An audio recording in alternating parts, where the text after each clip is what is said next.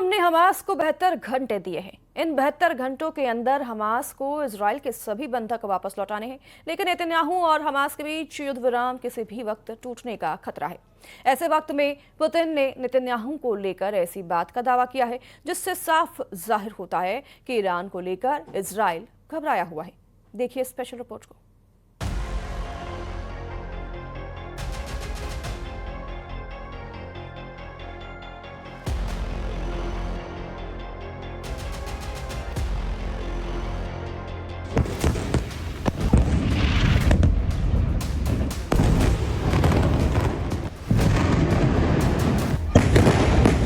Israel बोरिया बिस्तर समेट रहा है। गाजा में ट्रंप का पीस प्लान नेतन्याहू की बमबारी पर भारी पड़ा है, लेकिन नेतन्याहू की जो युद्ध वाली नाक ऊंची थी, उसकी शक्ल सूरत 24 घंटे में पूरी तरह बदल चुकी है। नेतन्याहू बैकफुट पर हैं। नेतन्याहू ना सिर्फ गाजा में पीछे हटे हैं, नेतन्याहू ने ना सिर्फ लेबनान की जमीन से अपनी फौज वापस बुलाई, नेतन्याहू ना सिर्फ यमन पर एक्शन लेने से घबरा रहे हैं, नेतन्याहू कतर से भी दोहा पर गिराए गए बंकर बस्टर बमों के लिए माफी मांग चुके हैं। लेकिन नेतन्याहू बैकफुट पर हैं और इसे लेकर सबसे बड़ी खबर व्लादिमीर पुतिन ने दी है।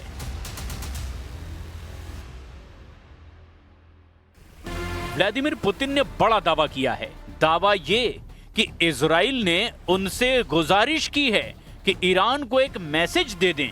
मैसेज ये कि इजराइल अब ईरान के साथ युद्ध नहीं चाहता। यानी इजराइल पुतिन के जरिए खामनेई से कह रहे हैं कि अब वो युद्ध नहीं करना चाहते। यानी इजराइल पुतिन के जरिए खामनेई से कह रहा है कि अब वो युद्ध नहीं करना चाहता। पुतिन का ये दावा नेतन्याहू को लेकर बहुत बड़ा सिग्नल दे रहा है। 13 जून को ईरान और इजराइल का जो युद्ध शुरू हुआ था, जब ईरान की मिलिट्री लीडरशिप को एक झटके में इजराइल ने खत्म कर दिया था, और उसके बाद ईरान के मिसाइलों ने वही हाल तेल अवीव और हाइफा जैसे इजरायली शहरों का किया। अब नेतन्याहू उस ईरान का सामना नहीं करना चाहते। व्लादिमीर पुतिन ने यह दावा ताजिकिस्तान में किया है।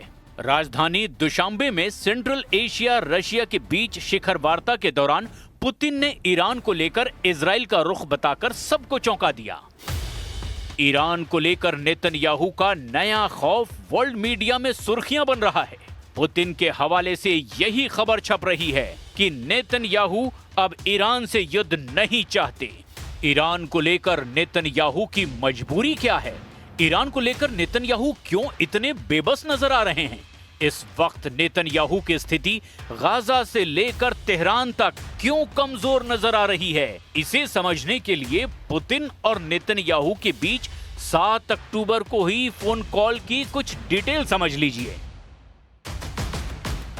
इस फोन कॉल को लेकर रिपोर्ट है कि नेतन्याहू ने पुतिन से कहा कि आप ईरान को फाइटर जेट और बाकी हथियार ना सप्लाई कीजिए, और ईरान और रूस के बीच इस वक्त सुखोई 35 की डील को लेकर बात चल रही है।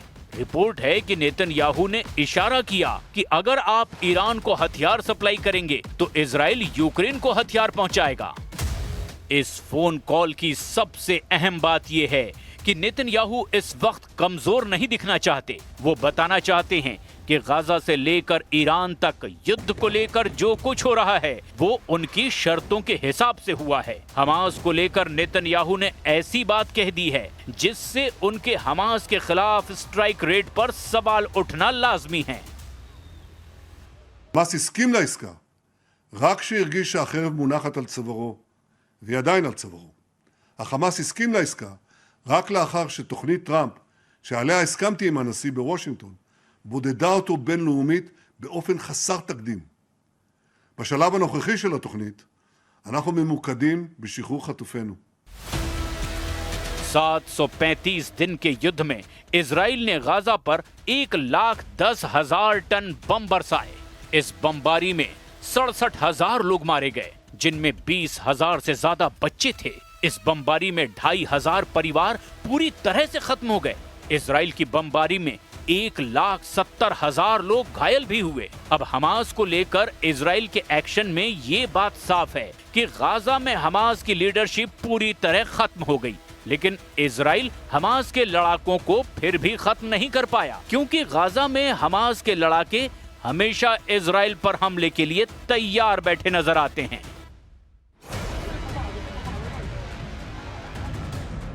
यही वजह है कि बंधकों को छुड़ाने का दबाव और हमास के खिलाफ निर्णायक कामयाबी न मिलने की वजह से अब नेतन्याहू को बैकफुट पर आना पड़ा और डोनाल्ड ट्रंप के जरिए गाजा में जो युद्ध विराम हुआ है उसे नेतन्याहू के कमजोर युद्ध का नतीजा माना जा रहा है।